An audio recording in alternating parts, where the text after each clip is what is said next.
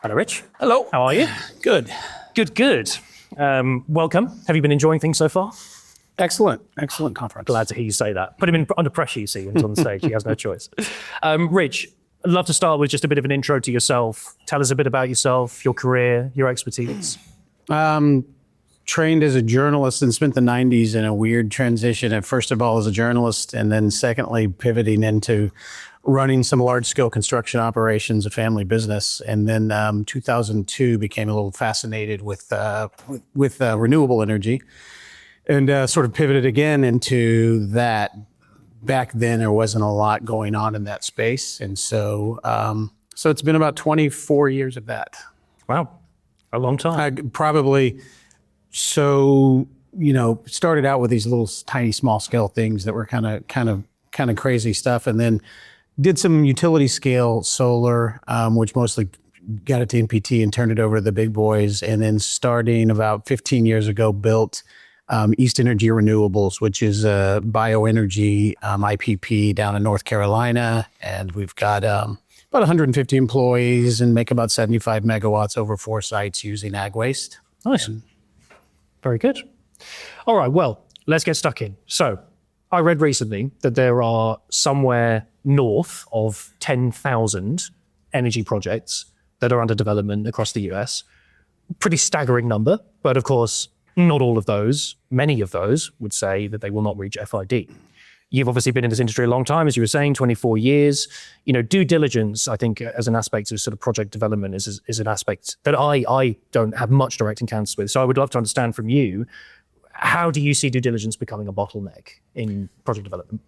Well, like I said, I've been kicking around in this space for a couple of decades. And it's amazing how often projects, when it's at term sheet time, everybody's sort of pressured to get that term sheet signed on both sides of every deal. And then it seems like from then on, and I've been through that process dozens of times, that things start to, the misunderstandings that were beneath the surface start to appear, and developers misunderstand what institutional finance needs, and the finance side of the projects misunderstand the risk of the project.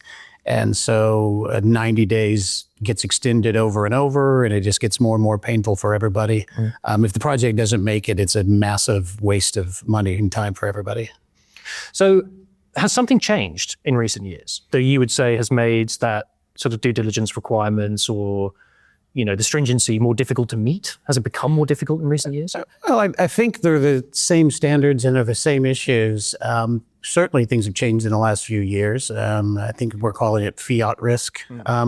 And so there's definitely a flight to quality that the margins are just tighter at this point. Like there's just really no room for mistakes, and project acquisition and project diligence.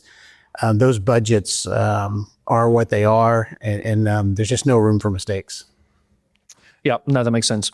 Talking about mistakes, I guess to translate that into kind of a risk associated conversation, what would you see as some of those material risks that folks in the due diligence teams are maybe missing often or losing time on?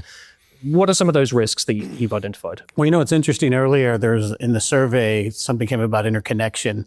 As somebody who's developed utility scale for decades, I don't think it's incredibly tough to understand interconnection risk and to understand permitting risk. I mean, those are risks, and you've got to be able to wrap your arms around them, or you're a pretty poor developer. Sometimes you don't have all the variables, but there's a whole bunch of other things that kill projects. You're seeing it more and more in data centers, but throughout my career, we've dealt with, for instance, community sentiment. I mean, if you aren't smart about where you're placing your projects, and you aren't smart about how you go about it, I mean, a project just gets killed because the neighbors hate it. And so things like that, counterparty risk. There's a whole bunch of little things. I think an interesting one is contracts, because for instance, with the same project, I've been through the chute several times with private equity, and a different law firm will identify risk in documents, and then the next law firm identifies a completely different set of risk, and then a different one. And meanwhile, you've gone back again and again to the utility to get these amendments. And so I would just say there's a whole bunch of stuff hiding in the weeds. Yeah, interesting. I mean, To zoom out slightly, because obviously, the cut and thrust, I suppose, of a lot of the conversations we're having in the next 36 hours are around AI, right? And the deployment of AI tools in various capacities to maximize efficiency or to streamline workflows or whatever it may be. And we all know that AI is the hottest topic that anybody's talking about right now. And I would imagine that if I was to ask people to show hands, how many people in this room are utilizing some kind of GPT or Claude in their day-to-day work, I'd be really surprised if there wasn't the majority of people raising their hands. I know I would raise my hand. We are going to be talking later about hype versus reality and this idea of what's real, whether that's in the demand growth, is there a bubble, etc. How do you see the effectiveness of utilizing these kinds of retail style solutions versus specialized purpose-built solutions? It's interesting. I saw the other day a statistic on if you don't give your employees the special purpose-built, sort of secure and safe and focused AI, they're just going to use the retail version anyway. And so I kind of mentioned as part of my career history up through East Energy, and I'm on one side of that we're developing data centers now next to our power plants. So the juice behind the AI, but the hat I'm really wearing today is that I founded this platform CEARTscore, which uses AI to crank up and really speed up diligence. And the way it speeds up is to find the red flags first. Now, the reason that I decided it was time to do that after 20 years was because of these tools. I mean, there's so much capability with AI, but at the same time, it's as somebody that I work with said, it's like you need to do heart surgery and you use the smartest kid in biology class, or somebody else put it that you're going to make this career-ending decision based on a tool that your sixth grader cheats on their homework with. Because if it's just a retail level app, you're subject to just so much hallucinations and mistakes. And I know it's getting better, but the getting better can almost scare you more because it makes it more convincing. So like in CEARTscore, for instance, there are 900 questions from engineers and lawyers that they traditionally have asked for diligence. And the AI is running those very fast, but it knows, the questions come from human experts, and on the backside of it, there's human experts checking the answers. And so you can run amok pretty quickly, is what I'm saying, I guess. It's interesting you just mentioned the human expert piece, right? Because I think, again, a lot of questions in the room, I would imagine, around how to deploy human talent and human expertise in conjunction with tools, the AI proclivity. What's your view on the balance between that, right? The balancing of the human and the expert judgment with the automation, whether it's in project, due diligence decisions, whether it's in investment decisions. How do you think about that? Well, you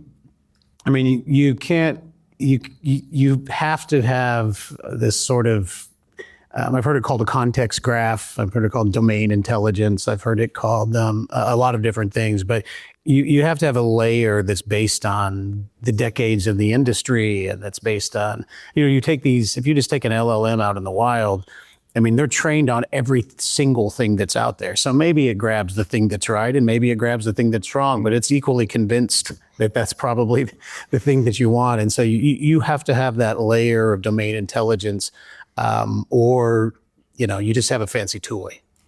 Yeah, fair enough.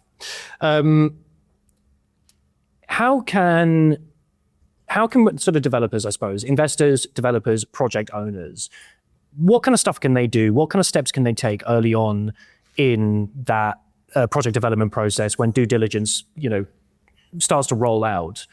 How can they mitigate risk? How can they mitigate some challenges early on in the process? It's funny. So we did our soft launch at Climate Week, and then really and we've been doing pilots with some big names, and we're white labeling some stuff for some big names in the industry. And it's interesting watching the perspective of the funders and the perspective of the developers. And what I would say to that, I think of one client who said, look, I've got to certify that I told everyone everything I know about these projects, so I can't know that much. So could you actually darken the whole screen except for the chat box?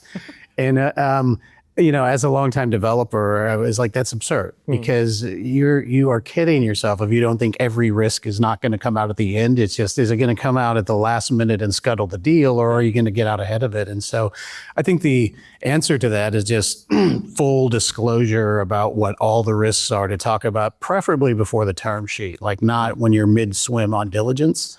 And so just sort of open book is what I think. Yeah, I mean, it makes perfect sense, right? I mean, the earlier you can identify, the earlier you can mitigate, right? Yeah. I wondered if you'd encountered any resistance to sort of AI adoption in diligence teams, if that's ever something you've come up against. And if you have, where does that resistance come from? Well, there's a few different things.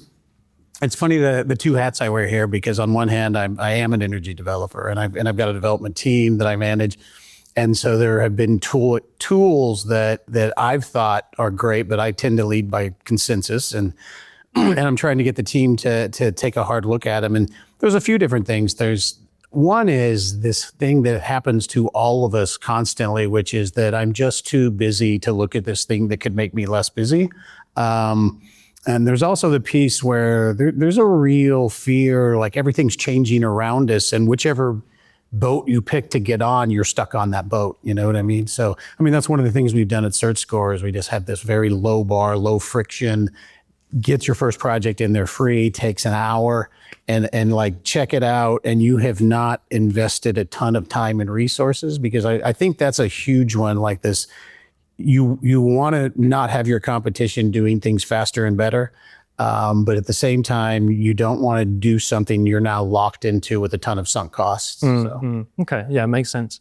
I wonder, I mean, it's an interesting question here, right? Does this kind of CERTscore and the AI deployment in the manner that you folks are doing it, do you think it poses any risk in itself? And I guess the risk maybe I could identify here would be that, do weaker projects that get the benefits of much clearer analysis, a much cleaner narrative, more detailed documentation, more data, more information. Is there a risk here that those projects that actually are fundamentally a little bit weaker appear more investable than they are? That's interesting, because I don't know how many of you folks are getting emails that are longer and longer and longer. And even if they're better written, they're still just tedious and long. Yep. And so it's really good at creating a lot of words. And so I think that that's an interesting question, because that could certainly be the case, that a developer could just blow out that data room so full of documents that it just makes your head spin. But it's also ridiculous, because at the end of the day, these are career-ending decisions. A finance group is not going to make that decision. It's just going to take their diligence longer.